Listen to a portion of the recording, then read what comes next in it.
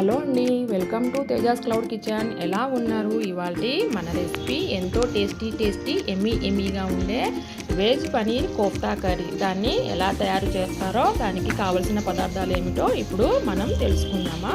మనం ఇంట్లో ఉన్న వెజిటేబుల్స్ తోటే ఈ కర్రీని తయారు చేసుకోవచ్చండి. ముందుగా క్యారెట్, పనీర్, ఆలు, క్యాబేజ్ని తురిమేసేసుకొని పెట్టేసుకోవాలండి. ఇలా తురిమిన క్యాబేజ్, ఆలుని ఒక స్టైనర్లో వేసేసి వాటర్ మొత్తం సపరేట్ అయ్యేదాకా చూసుకోవాలండి.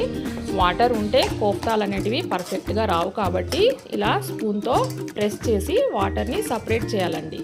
ఇలా సపరేట్ చేసిన ఆ మిశ్రమాన్ని ఒక బౌల్లోకి వేసేసుకొని అందులోనే ఒక స్పూన్ అల్లం తరుగు, తురిమిన పనీర్, అలాగే తురిమిన క్యారెట్ని కూడా యాడ్ చేసేసుకోవాలండి. ఇందులోనే సన్నగా తరిగిన పచ్చిమిర్చిని కూడా మనం యాడ్ చేసుకోవాలండి. ఇందులోకి హాఫ్ స్పూన్ పసుపు, ధనియాల పొడి, ఒక స్పూన్ ఉప్పు, గరం మసాలా, జీరా పౌడర్, కొంచెం మిరియాల పొడి యాడ్ చేశాను. అలాగే సన్నగా తరిగిన కరివేపాకు, 2 స్పూన్ శనగపిండి, 1 స్పూన్ ఆయిల్ని కూడా యాడ్ చేశానండి. ఈ మిశ్రమాన్ని మొత్తం మనం ఇప్పుడు చేతితోటి మంచిగా కలుపుకోవాలండి. మొత్తం అంతా అన్ని వెజిటేబుల్స్ అంతా మొత్తం కలిసేటట్టుగా కలుపుకోవాలండి. మనకు బాల్స్ చేయడానికి ఎలా కావాలో ఆ విధంగా కలుపుకోవాలండి.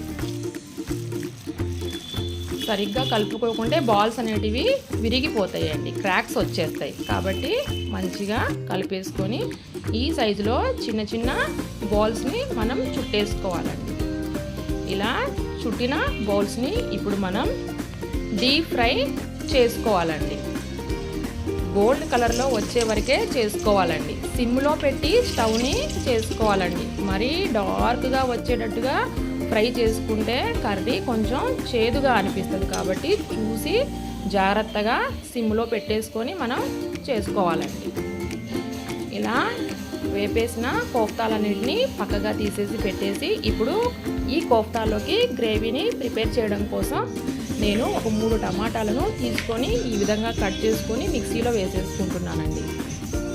అలాగే 2 ఇలాచీ, ముందుగా నానబెట్టుకున్న జీడిపప్పుని వేసేసి మిక్స్ చేసి పక్కన పెట్టేసుకుంటున్నానండి. తర్వాత ఒక బాండీ పెట్టేసుకొని దాంట్లో 2 టేబుల్ స్పూన్ల ఆయిల్ యాడ్ చేసేసి 1 స్పూన్ షాజీరా, 1 కప్పుడు ఉల్లిపాయలు వేసేసి మంచిగా వేపేసుకుంటున్నానండి.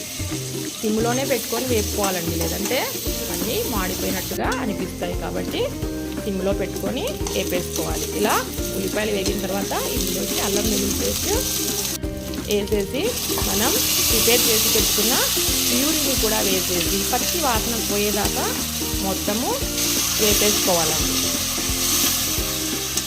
ఇప్పుడు మనం ఒక బౌల్ తీసేసుకొని అందులో 1 కప్పు పెరుగు యాడ్ చేసుకోవాలండి.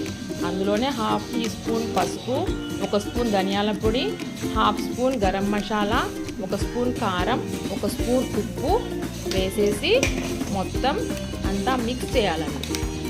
పెరుగు మొత్తం కలర్ చేంజ్ అయిపోవాలన్నమాట.